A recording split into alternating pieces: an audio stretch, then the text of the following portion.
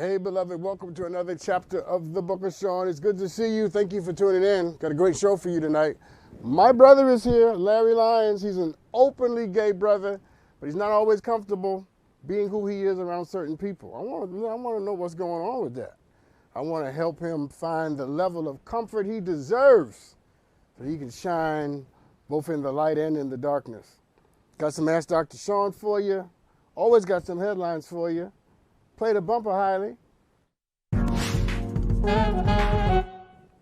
So did you hear the story about Pepper Lewis? Pepper Lewis was only 15 years old when she was a runaway seeking to escape the abusive life she had regrettably garnered with her adoptive mother. She was sleeping in hallways when a man took her in. And then, unfortunately, he allegedly began to rape her and traffic her to other men. Zachary Brooks is the name of that man, and there he is on the screen. And one day after Brooks had allegedly raped Piper again, she grabbed a knife from the bedside, or the table near the bed, and stabbed him in a fit of rage. Yes, Piper Lewis killed Zachary Brooks. Now, let me ask you a question. If you had essentially been raped and kidnapped, and you ended up killing the person who raped and kidnapped you, do you feel like you should go to jail? When people end up injuring or killing the person who's robbing them, most of the time those people don't end up in jail. Because if you end up getting killed in the commission of a crime,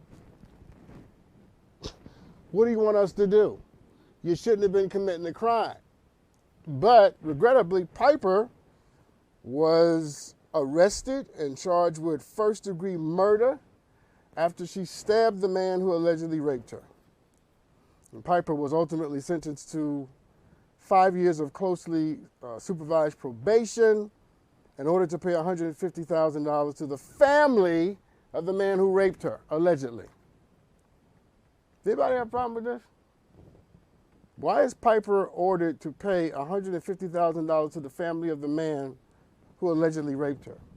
I'm just waiting for one of y'all to tell me how this makes sense. Because this don't make no sense to me. None. You raped me, and then I kill you for raping me? I pay your family? Your family should be paying me. Anyway, thankfully, a former teacher of Piper created a GoFundMe page to pay her restitution and fines and fees in less than 24 hours. After the sentencing, the GoFundMe has raised $554,000, enough to pay her fee, enough to put some money in her pocket. That's what I'm talking about, okay?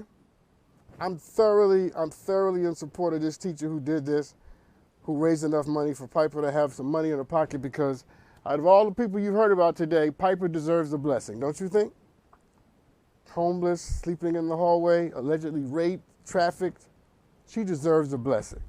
And thanks be to God, she's going to get one. You know, human beings can be some annoying creatures, but we can also be amazing when it comes down to it. This is one of those times where human beings were amazing. The teacher and all the people who gave money to Piper. That's the amazing part. All right, let's talk about water in Jackson, Mississippi. So after a month and a half of people in Mississippi, Jackson particularly, not having clean water and having to boil their water, the governor of the state of Mississippi, Tate Reeves, announced that clean water has been restored to the city. Yeah. Does anybody believe that? I mean, if you were living in Jackson, would you be rushing out to get some water from the faucet to drink it? I don't know the governor of the state of Mississippi, never met the man, never crossed paths with him, but if he is, now check this out. Here's what he said, because I want to make sure I get this right. He announced that clean water has been restored to the city with the caution, with the caution that he can't guarantee that a similar situation won't happen in the very near future. I'll say it again. I don't know the governor of the state of Mississippi, never met the man, but what you just said is not reassuring. You can't tell me on the one hand the water is clean, but on the other hand, you don't know if this could happen tonight. Not very reassuring, people. I'm not a water treatment specialist. I have no experience and expertise in environmental affairs. But somebody needs to explain to me why in the world there's only one water treatment plant for the city of Jackson. And most cities. So shouldn't we have a backup plant? Shouldn't there at least be two? Anyway. Apparently, the state is trying to take over the water situation from the city of Jackson, Mississippi. And I got some thoughts about that. Jackson, Mississippi is a mostly black city, run by black folks, black mayor, go down the line. The state wants to come in and take over the water, mostly not black people. I'm about to get racial, so just put a seatbelt on. Now, I would much rather get my water from the black folks. I'm talking about Mississippi, by the way. Mississippi, with all of its history. I'd much rather get my water from the black folks who don't seem to be doing a grade A top job than let white folks come in and give me water, who for generations have been trying to poison me. I'm just saying. I take a little bit of incompetence over poisoning any day. I'm not suggesting that the governor or the people officials will poison black people, but I'm just saying y'all got a history in Mississippi of not liking us. And don't act like you don't, okay? You know you do. So to all the black folks living in Mississippi, here's my advice to you, particularly in Jackson. Boil your water. Get you some water out the bottle, because I don't know what's going on. I don't know who you can trust. All right, let's talk about Yeshiva University. Yeshiva University, people. So in New York, Yeshiva University announced that it would cancel all of its undergraduate activities, or at least put them on hold, days after losing a bid to have the U.S. Supreme Court block an order that requires the university to recognize LGBTQ student clubs. The Supreme Court, in the decision, it was 5-4, denied the request from the university to block the lower court order requiring it to recognize a Pride LGBTQ student group. So this is it. Yeshiva University, they're so bigoted and don't like gay people so much that they would rather cancel all undergraduate student activities than allow one LGBTQ organization on their campus. They'd rather get rid of basketball, tennis, chess, whatever it is. The Hebrew Club, reading Hebrew. They'd rather get rid of all of that just so they don't have to deal with the indecency of acknowledging an LGBTQ club. You know how bigoted you have to be to want to get rid of everything so that you don't have to deal with something? Yeshiva University, people. See, this is why people can't stand religion. You want to know why people can't stand religion? People can't stand religion because you mean to tell me that your God is so great and I should follow your God, but on the other hand, your God is so petty that he hates gay people, right, and gives you permission to hate them, and now I should be a part of what you're doing because you serve a God that's so petty that he hates particular people and gives you all the liberty, all the license you need to hate them too. I'm going to pass on your God. I'm just saying. I'd rather serve Lil Nas X's God. Yeah, no, I would. Because any God that is so petty that God's going to hate specific people and not be concerned about other specific people, I got a problem with that. Okay? Now, first of all, thank God there are Jewish people and Muslim people and Christian people who are not bigots, who are open-minded and loving and accepting of everybody, which is the point and purpose of religion. But some of you religious people get on my nerves because you want me to believe that God hates homosexuality a lot more than he hates racism. I'm having a heat flash. I'm going through male menopause. I'm just saying, y'all want me to believe that God hates homosexuality more than he hates racism? Because you can tell me that gay folks are going to hell, but you ain't never told me that racists will go into hell. I've never been in one of these conservative situations where they got up and said that if you're a racist, you're going to hell. But they love saying if you're gay, you're going. So if you're gay, you're going to hell. But if you're a bigot and a racist and a misogynist, you ain't going to hell. There's no moral consequence for that. No. There's something wrong with your God. And now you know why young people rather are not religious. They don't want to deal with this. We'd rather cancel an entire array of undergraduate clubs just so you don't have to acknowledge the gay club. All right, I got one more for you. 10-year-old David Hove was at home selling scones in front of his lawn in Toronto. When he took a little break to go to the bathroom and returned to his little stand, everything was stolen and gone. Luckily, the crime was captured on a security video, and it shows a man stopping in a white SUV, loading up his truck with all of David's merchandise, little David, and he stole all his stuff, all his scones, all his money, everything. Now, you guys just heard me talk about hell, right? I'm bringing it back up because there's a special place in hell for somebody who will steal from a child. Let the whole church say amen. Come on. There's a special place in hell for somebody who will take money and pastries from a kid. Anyway, nothing good is coming to somebody who hurts and steals from children. Nothing. You know why? Because you reap what you sow. You reap what you sow. I don't know who stole from the little boy, but I promise you, you're gonna reap some of what you just sowed right there.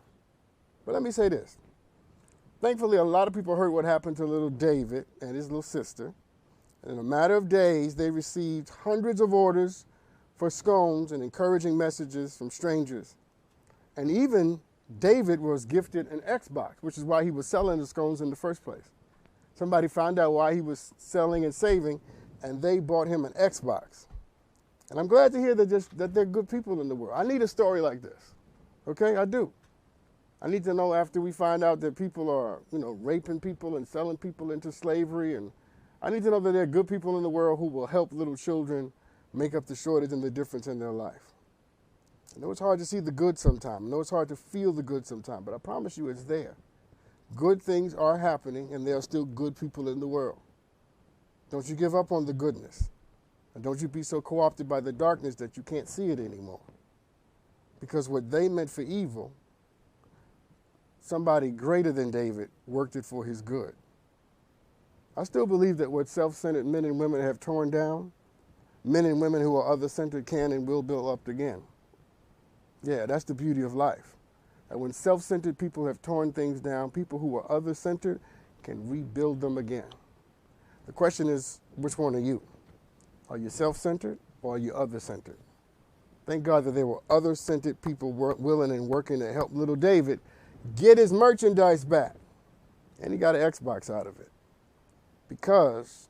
Just because somebody tries to hurt you or wound you or even kill you doesn't mean you have to die where they tried to do it.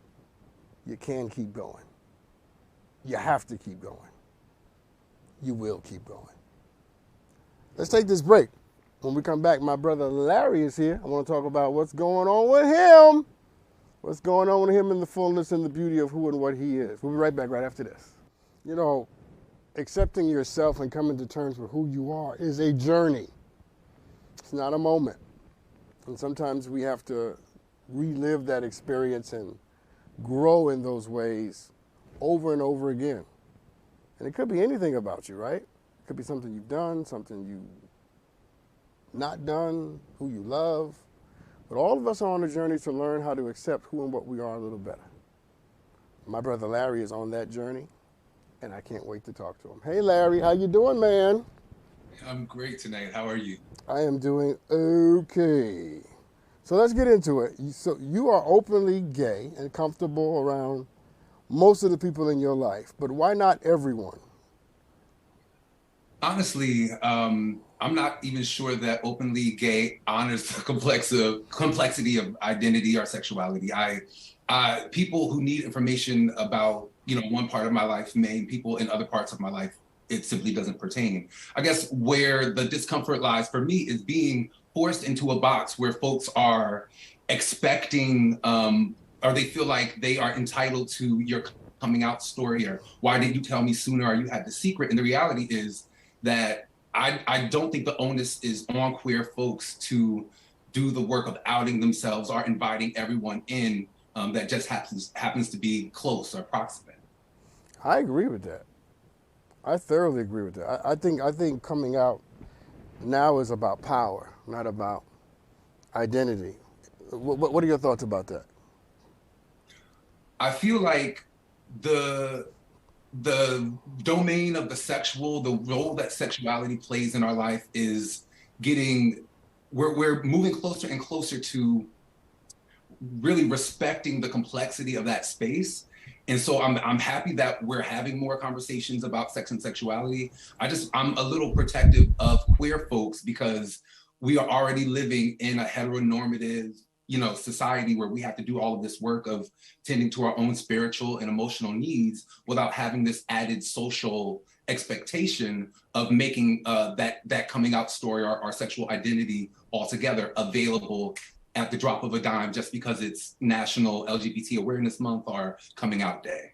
Yeah, yeah. But you did come out to your dad, and he surprised you. What happened? It's a long story. It's a great story, though. My father emerges as the hero of the story, so I'm happy to tell it. I was actually appearing on a radio program to discuss the Massachusetts State Legislature's conversations about gay marriage back when that was becoming legal, moving toward becoming legal. And so, having been active in LGBT organizations on campus in my undergraduate career, it didn't seem odd that I'd be invited to speak on a radio show about what that moment would mean, particularly for folks of faith who are also asking questions of sexuality. So I was like, I'll agree to do it. And then when the show started and he said, much like you said tonight, he's an openly gay man living in New Jersey, I was like, wow, I haven't had to identify that way publicly before now. So let me check in with my parents. So I was I found the courage to make that call to my father, who is a military man, an officer, so very much a man's man, but also very loving and protective of his children. And in that call, he showed me that his instincts as a protector and as an empath overpowered any other scripting that he might have gotten in the armed forces or in the church previously. And he just wanted me to know that I was loved.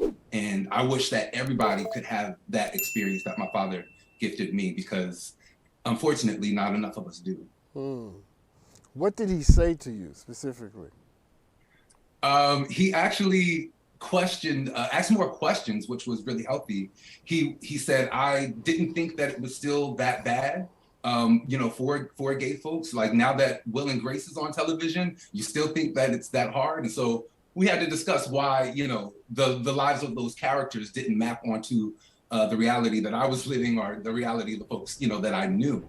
But the fact that he was, curious enough to pose those as questions rather than be unsettled by it in silence really opened up a pathway for us to move forward. No, I love that. Tell me what his support meant to you. Like, what did it mean to have your dad embrace you in that way? I think I've never, the novelty of having a father around was never lost on me when I was growing up. It felt like as a Black male in America, there were certain ways that, Black fatherhood was pathologized, but having a father who was in the military and on an army base, my earliest memories are in Germany. And so having my father out of the home was something that I had to get used to. And so, but the flip side of that is I never took his presence for granted. But when you feel like you have this secret that will create distance between you, even if you're both present, you're not both there. And so having his support in that moment meant that we could really be present for each other in ways that I didn't think were possible. I had this image of my father as a larger than life figure, and his compassion and his empathy in that moment made him real and accessible to me in ways that I wish everyone could enjoy. Your father is deceased, I heard. Yes, he did pass away. If he was here tonight, what would you say to him about what he did to you and for you, I should say? Oh, wow. Um, my father was an amazing man, and I don't know that I had as long as I wanted to tell him how much of my life was spent in admiration of him. As a slam poet in undergrad, I wrote poems that helped me process his absence and his larger than life figure. And I think sometimes if he bore witness to that, it could feel like they were attacking and that I was critical of his parenting. So I would want my father to know that despite um, uh, my ability to be critical and to ask difficult questions, that I am deeply appreciative of the father he was throughout my life, but that I'm particularly grateful that I got to share that precious part of me with him, and that he received it warmly enough for me to be sharing the story with others, because it's not what I anticipated, and I know that I'm really fortunate. Give me a sentence. If he was here tonight, what would you say to him directly? Thank you for being the kind of man that challenged me to be better, and showing me how empathy and being protective of the people that you love really looks on the ground. Hmm. Hmm. It's a beautiful sentence, but it came from your head too much for me. I see you smiling and agreeing. What? Why? My that tends to be a thing with me. I do process quite a bit. Yeah, yeah. But let's try one from the heart. Just a sentence from the heart to him. Uh, I would tell my dad, I love you. I've always wanted to be like you, and your example is what I strive to emulate. Yeah. So I'll take that. I'll take that. I know the heart thing is not your it's not your common practice. You were raised in a black church. Yes. How did the church make you feel about your sexuality? I mean, the Black church is not a monolith, and it wasn't in my experience. There were pastors and theologians who promoted really healthy attitudes about sin and forgiveness, and about the body's capacity for pleasure. And then there were folks that preached damnation and abnegation of the body. I was fortunate enough to go to a church where the pastor had leaned more on the loving kindness and forgiveness of God. But that doesn't mean that there wasn't debate, even within the pastoral staff and you know the church body. So there were some debates, but I didn't have to deal with condemnation 100% of the time. I knew that there would be some reprieve at my church, so there was a mixed bag of sorts. Hmm. So, but on the whole, how did they make you feel? My church family made me feel like I was a part of a community, but that my sexuality made me a liability, Mm. and that it got in the way of my service to God. That I wasn't truly fully embraced um, the way I might be if I were straight. Wow. Now that second answer was a better answer. And I say better because I think it highlights the common experience of same gender loving people with respect to religion. You heard me talk about Yeshiva University earlier, right? Willing to get rid of everything so they don't have to deal with this one thing. Um, you know, when did you become comfortable with who you were? It's a journey. I feel like hearing, even on this show, like the words, like he's an out gay man, like there's still a part of me that giggles and chuckles and squirms to hear that. I mean, it's certainly taken me at least until my 30s to be comfortable with the way I say S's, or comfortable with the way that my hand might hang if I'm not paying attention. So it's a journey. It's something that I'm proud to have made strides in and be transparent about. But I'm by no means saying that I'm fully comfortable in every space that I inhabit. You know, being the great queer out Black man. Well, yes, and first of all, you shouldn't have to be that. A, but B, um, what I mean by that is you shouldn't have to be all things to all people, right? You shouldn't have to represent every queer Black man in the world. But what I want to know is, was there a moment when you became more comfortable with who you are?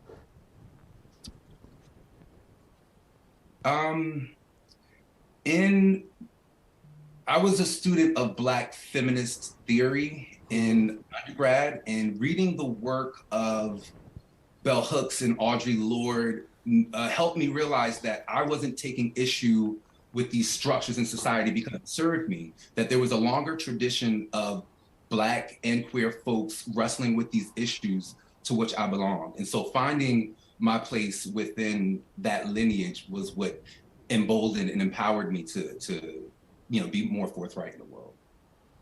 So you're saying it was books that did it? It wasn't. Is that what It you're was saying? voices.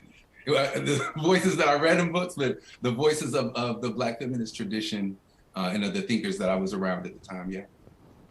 So I guess what I want to tap into, and then we got to take a break, but are there people in your life that you're less comfortable with knowing, experiencing the part of you that we might identify tonight as queer? Absolutely. I fear that age is a big issue. So I have been deferential to folks in my family around the age at which I disclose or invite anyone in around issues of sexuality. The same on the other end of the spectrum. If folks are older and I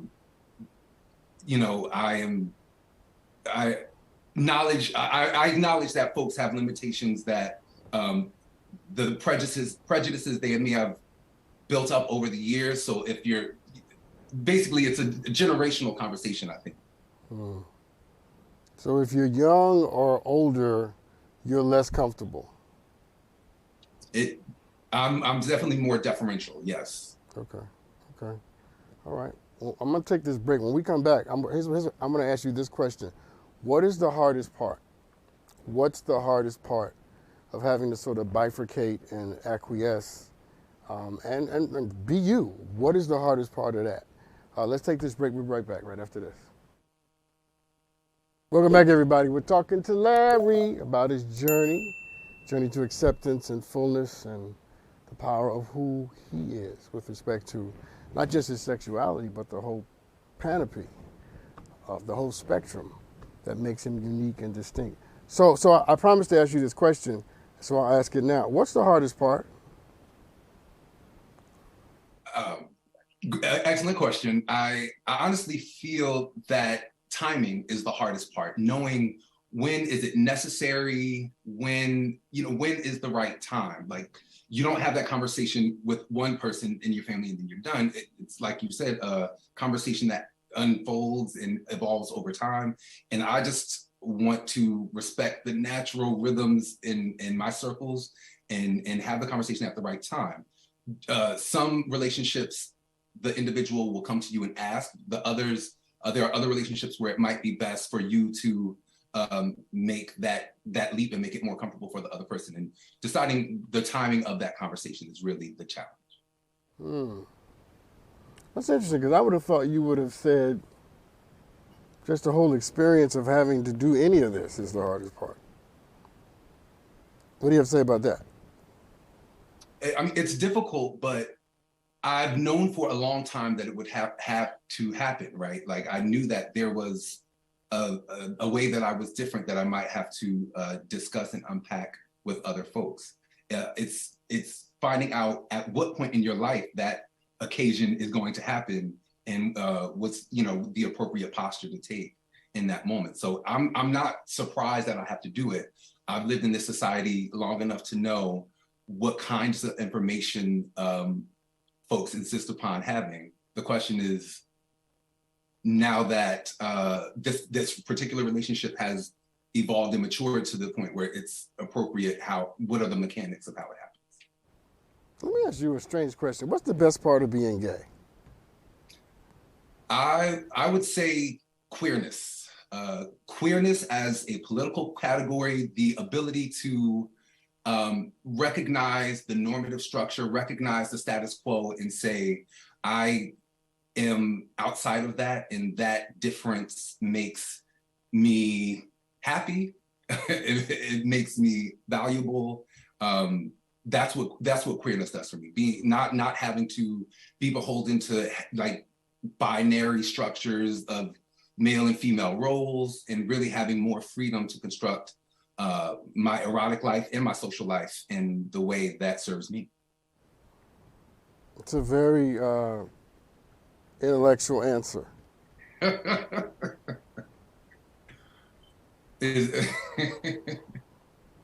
So a freer answer might be, there's more freedom. There are less structures that are trying to shape how you present and what boxes you put yourself into. There's a freedom in queerness that feels better in the body. Okay, that was better.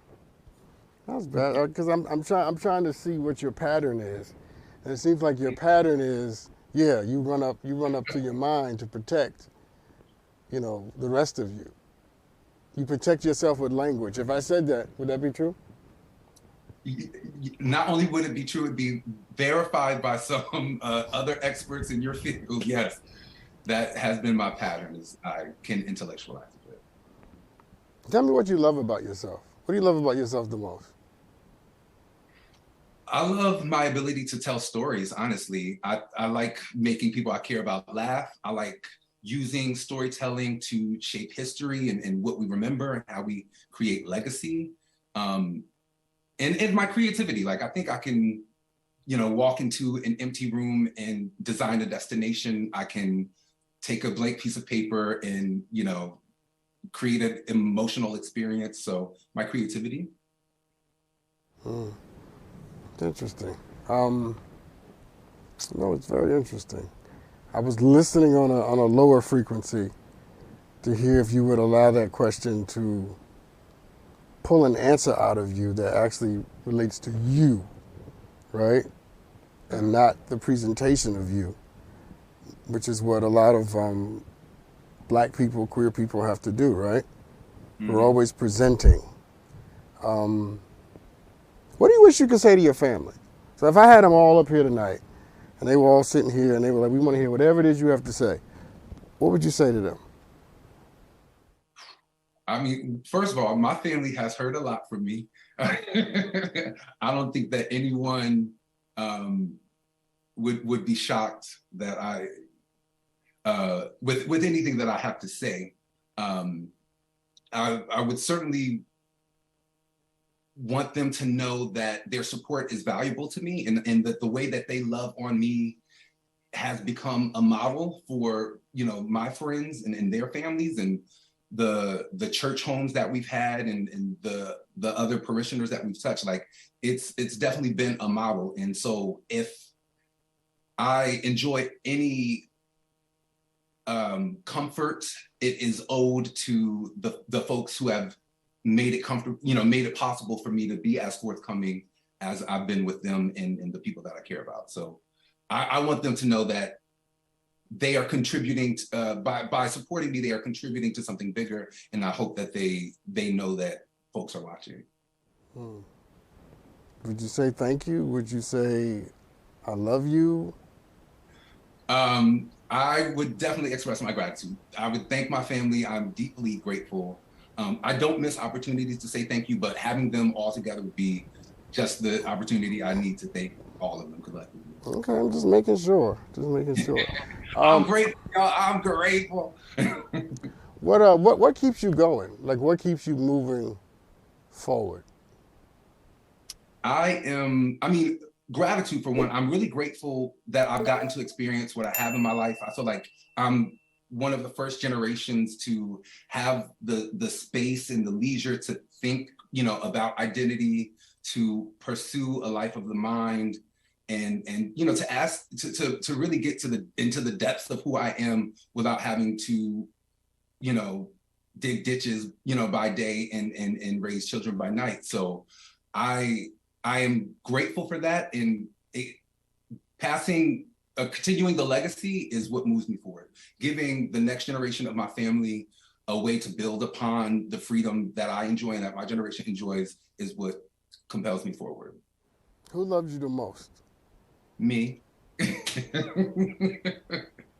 I am in love with Larry Lyons. But I definitely, my family unit is strong. My mom and my sisters are amazing supporters. So that would definitely be the core, that and my chosen family. This is my last question. What do you really want out of life? Like, what do you really want? I want to make a difference. I feel like I have a certain skill set. I've been gifted with certain talents, and I really want to manifest those in a way that changes the world. And it doesn't have to be, shifting a continent, but I want to leave this earth having inspired folks to live in the fullness of who they are and to be inspired by my family's legacy of making something from nothing. That's a great answer, actually. That's a great answer. I think you're going to be all right. When you came on, I thought you were described as someone who was not comfortable around certain people. But I experienced you tonight as being someone who is respectful of where other people are. Is that a better characterization? Yes, I absolutely was raised to respect not just my elders, but like the community. That was a big value that my parents instilled. And so I do, find myself being deferential and, sometimes because, we have a lot of work to do in Black spiritual communities, healing from, certain historical traumas. And, I tread lightly out of respect, not out of shame. Yeah, no, that's my sense of you. And I like that. I think it's, I don't think one position undermines the other. Being proud of who you are and also being respectful. I think they can work in tandem, and I think you teach us that tonight. Yeah, I know I enjoyed this. Larry, you got to come back. Next time you come back, I'm going to make you talk from your heart, though, the whole show. I'd be happy to come back as often as you'll have me, I promise. Thank you, sir. When we come back, I'm going to do a couple of aha moments from this. We'll be right back right after this. I got a lot out of that conversation. He entered into the moment with me thinking one thing, but now I think something else. Play the bumper, Hailey.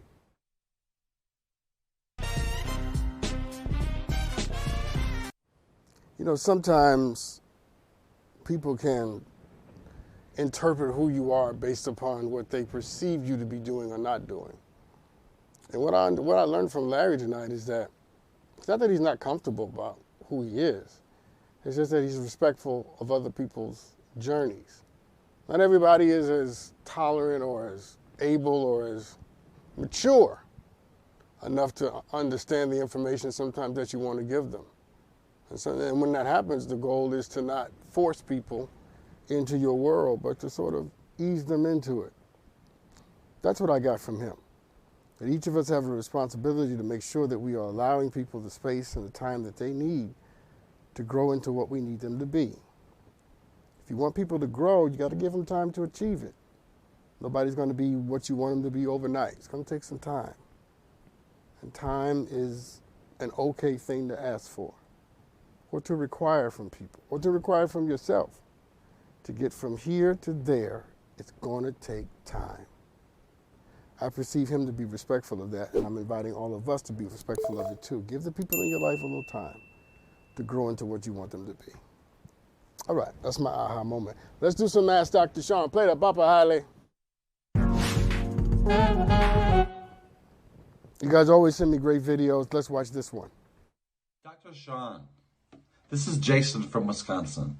My partner and I have been dating for a while. They are now saying that they want children. Initially, we agreed about not having children. Do you think this will be a deal breaker for us? Okay. That made me have male menopause. Play that again, Hailey. Dr. Sean, this is Jason from Wisconsin. My partner and I have been dating for a while. They are now saying that they want children. Initially, we agreed about not having children. Do you think this will be a deal breaker for us? It can be, but that depends on how the two of you process disagreement, how it is you come to understand yourselves in the presence of information that doesn't make you happy. See, a lot of relationships start with one understanding and then they end up having another. And when you have a difference of opinion, which is a different position or foundation, you have to renegotiate the terms. You got to go back to where you started and decide that, you know, I want us to have I want kids or I don't want kids. It can break the relationship if having kids means more than the relationship. But the two of you get to decide that. The two of you get to decide what is the ultimate value of being together. I'm hoping that the ultimate value of being together is rooted in the time you spend with each other, regardless of and with or without kids. But this is an opportunity for both of you to have a very serious conversation about what it is you believe and what you're willing to tolerate and put up with from each other going forward. I just wish you well. Be kind to each other in this kind of conversation, okay? Kindness matters. All right, let me do one more before I take this break. When I met my boyfriend, he told me that he had 2 children. After 8 months of dating, he confessed to having twins with different women and said he rarely thinks or talks about them because they live in a different country. I don't know what to do or how to feel about this because I love him. Should I consider his behavior a relationship deal breaker? Well, you should consider it concerning because if someone has kids and they're not talking to their kids, why don't they manifest the love that they need for the kids that they brought into the world? I don't know if it's a deal breaker, but it is the opportunity for a real serious conversation that both of you need to have. Not just about the kids, but about why he is not in touch with his kids. What is it about him that's sort of, a little sociopathic? Who doesn't want to talk to their kids, no matter where they are? That's what you should be concerned about. You follow me? Because somebody who's not into their own children probably won't be ultimately into you. If you're not into the people you brought into the world, you're not going to be into the person you met Tuesday. Okay? Have a discussion about why it is he's not gung-ho crazy in love with his kids. Good luck with that. Let's take a break. We'll be right back with more Ask Dr. Sean right after this. Hey everybody, let's do some more Ask Dr. Sean. Play the bumper, Hailey. So, always amazing videos. This one is no less than that. Let's watch it. Hi, Dr. Sean. My name is Mar, and I need some advice. Someone I know keeps going back to an abusive relationship. Am I wrong to distance myself from them? Wow. Play that again, not because I didn't hear it, because I want all of you to hear that question again. Play that again. Hi, Dr. Sean. My name is Mar, and I need some advice. Someone I know keeps going back to an abusive relationship. Am I wrong to distance myself from them? See, you can't control what other people do. And you can't always judge them because they're acting on information and behavior and patterns that make them susceptible to going back to abuse. What you can do is love somebody while they make a mistake. Because clearly this person is making a mistake of what might be epic proportions, but you leaving them is probably not the thing you should be doing. You see, when people are messing up is when they need to be loved the most.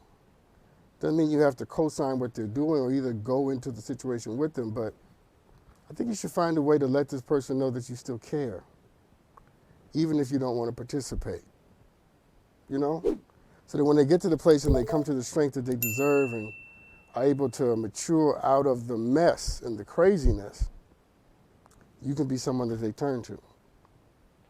That's what you should want to be. You should want to be someone that someone in trouble can turn to. You follow what I'm saying? Because God forbid you were in that situation, you would want somebody to still be there for you. Yeah, friends are hard to come by. Most people ain't your friend. They're your constituent. They're your colleague. Friends are hard to come by because a friend loveth at all times.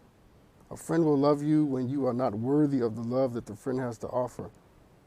And so I know we live in a culture where people are trying to run away from each other at the very hint of something wrong. I submit to you that that's not what love does. Love does not always shine in the light, but it will glow in the dark every time. So let your love glow, even if from a distance. All right. Someone emailed me a question. Let's take a look at this. Play the bumper, Harley, though. Play the bumper. Play the bumper. Play it.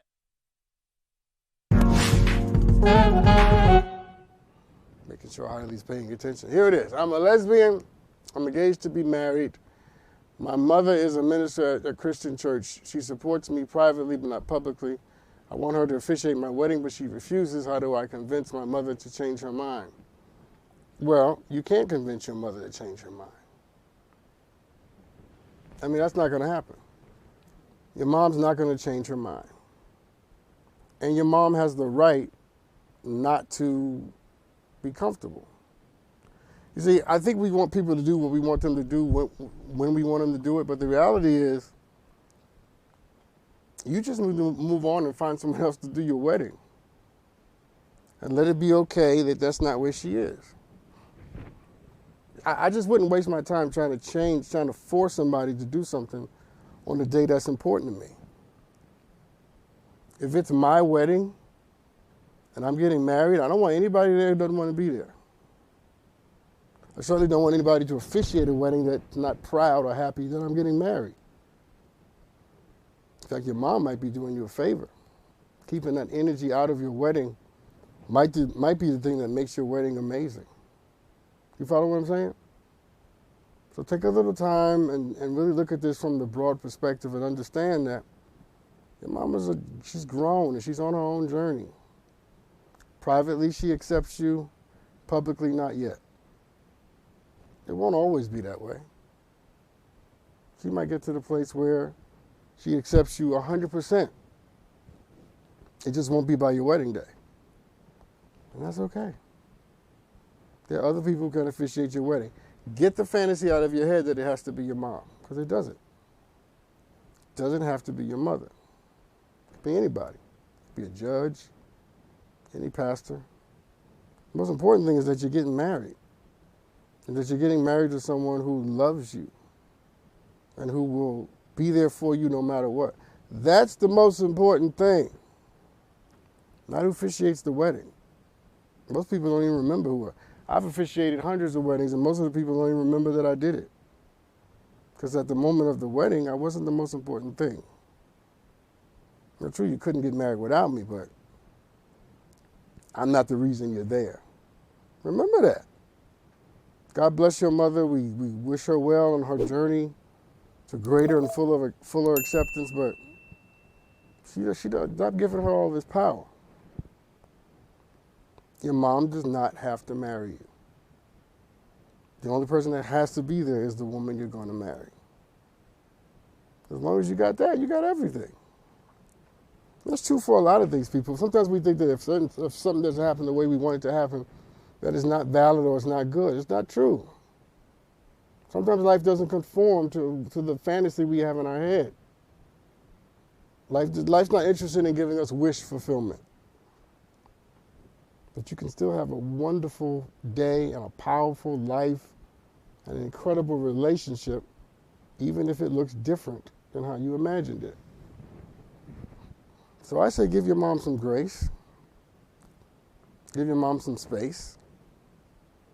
Give your mom whatever she needs, to save face in her church. And you go on and get married and enjoy yourself. Because that's why we're here, right? For you to marry someone and to enjoy your life. And nothing about that wedding is going to stand in the way of you enjoying your life. Right? Right. So get married, have a good time, have a great reception. Shake your tail feather, people. Because when it's all said and done, it's just you and the person you're trying to love. And nothing else matters. Anyway. I want to thank Jason for being here tonight. I'm so happy he stopped by. I'm happy you stopped by too. I hope you learned something. I People are on different journeys, heading in different directions, and sometimes you just got to respect people and let them be where they are. That's what I got from Jason tonight. And all of us need to just really chill out. Just chill out, people. Let people find their way to the light in the way that best suits them. People are not necessarily what we want them to be when we want them to be it, but it doesn't matter. As long as you give people the space that they need to grow, people will surprise you and they will grow. And guess what? So will you. Because you weren't always as wonderful and as open as you are now. You had to grow into what you are to give people the same grace. Thank you for tuning in, man. I'll be back later on in the week. I can't wait to see you with more Ask Dr. Sean, more headlines, and more amazing guests, and more you. You guys have an amazing rest of your day. Shine anyway, even in the darkness. Make sure your light is on. Y'all be good to each other. I love you.